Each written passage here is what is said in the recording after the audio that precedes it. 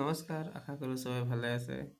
বৰ্তমানৰ এটা খবৰ আহিছে যে বৰ্তমান ইৰাণ ইজৰাইল যিখন যুদ্ধ চলি আছে তাতে আজি এটা এক্সপ্ল'জন হৈছে আৰু এই এক্সপ্ল'জনটো বহুত দূৰলৈকেও শুনা গৈছে, যিটো সেই য'ত যুদ্ধ চলি আছে তাৰে ঠাইৰ পৰা দোহা বা আবু ধাবিৰ পৰাও এইটো স্পষ্টভাৱে দেখা গৈছে আৰু শব্দটো শুনা গৈছে।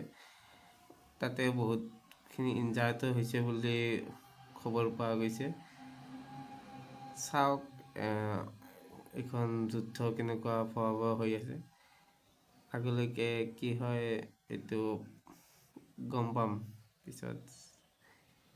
এই যুদ্ধৰ পৰা ভালেখিনি ক্ষয়ক্ষতি হ'ব বুলি এটা অনুমান কৰিব পাৰি আৰু। ধন্যবাদ।